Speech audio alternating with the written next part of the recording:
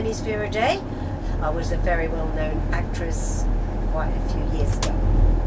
Firstly, I just want to find out why you're getting a cab today. Why are you getting a black cab? I'm getting a black cab because I've just been at an event, and I know that I can always trust black cabs.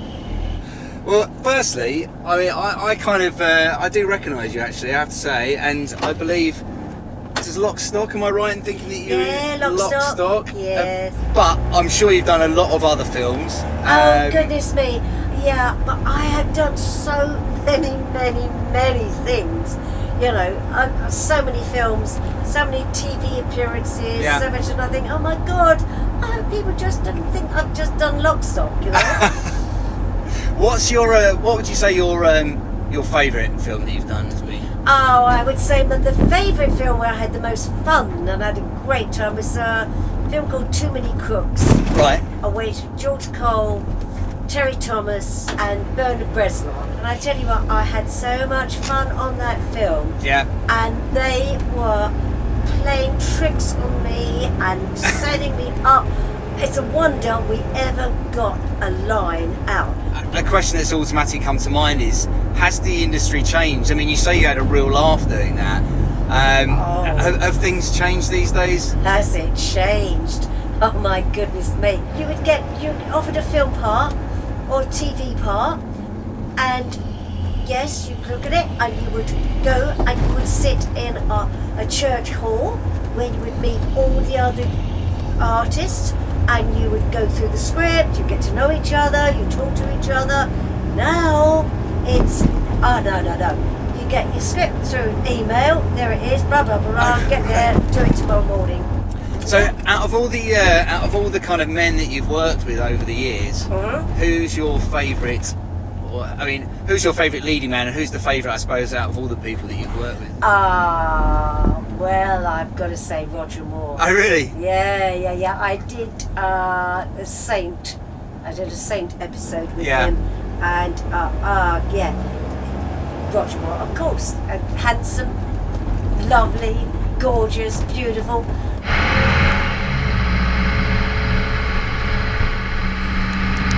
Have you worked with Sidney James as well? Yes. Well, you wouldn't say Sidney James was actually a romantic. No, definitely. But was it? I mean, I know a few women who said he's got something about him, Sidney James. I don't know what it is, but he's. Yeah. I found him. I worked with him an awful lot in various films. Yeah. All I can say is that with me, he was a good friend. He was very kind. But I wouldn't say he was sort of the Latin lover of all time. Right. No way.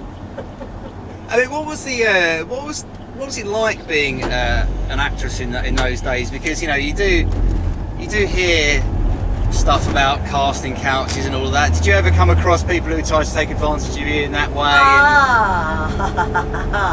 Well, I had the bloke who got me into show business in the first place was my boyfriend, who was in a show called Mr. Roberts, and he was one of the sailors, and this man was a very, very handsome, very big, tough guy, and so everybody knew that if you wanted Vera Day, just be careful of the boyfriend. Really? Oh yeah. Blimey. Oh, so how did you feel about that? I mean, I suppose in a way it's a good thing, but well, in one way, because if it wasn't for him, I wouldn't have got into show business, right? It was for him in the first place. Yeah. And secondly, it was nice to be protected because there were so many bloody. I mean, you would go into a particular office one day, photographer, and it's going to do some stills, modelling sweaters or something. He said, "Oh well," he said, "I'm sorry, you would. I've got to see, make sure that you've got the right shape. Got to take your sweater off and your bra off." And oh really? Oh yeah. That's how they were.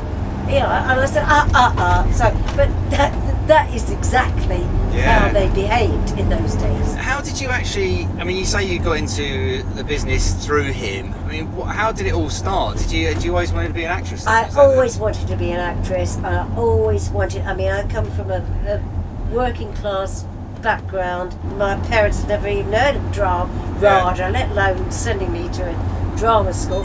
There was auditions for bathing beauties and hunky blokes who could sing and dance. And the first night, a producer called Val Guest was in the audience, and he picked me out of the chorus, and he left his card at the stage door, said to ring him, and I got a part in the film he was making called Dancing Lady, and that's where it all started. What was the most successful one? Well, I suppose we'd have to say the most expensive one, The Prince and the Showgirl. Right. Marilyn Monroe and Sir Laurence Olivier. Wow, you got to work with Marilyn Monroe? Yeah. And Laurence Olivier? Eh? And Laurence Olivier as well? And Sir Laurence Olivier, wow. Yeah. That's amazing. Yeah. What was Marilyn Monroe like? Well, she was actually very, very, I was a great admirer of her. She was beautiful to look at, absolutely enchanting. Yeah. And I would see her in the morning sometimes without any makeup on, and I promise you that she looked even better. She got this sort of this lovely translucent, beautiful, she's just lovely. Did you get to talk to her that much, or really? Yes, not an awful lot, because she was surrounded with her entourage. Did you, with your acting, have any particular method that you used or utilised? No. Me, learn your lines. Yeah. Right? Get your lines, hit your marks. Yeah. See the line, and do it. And that was it. I mean, there's no absolute sort of mystique, mystery into being a great actor or a great actress. Acting's quite easy, really. Well, can I just say, it's been a pleasure chatting to you. Oh. It's been really interesting. I think you have to be one of the best interviews that I've ever had the pleasure of doing. So. Oh, how lovely! Thank you so much for taking part. Thanks for watching The Gentleman Cabbie. Click the videos to see more great interviews, and don't forget to subscribe.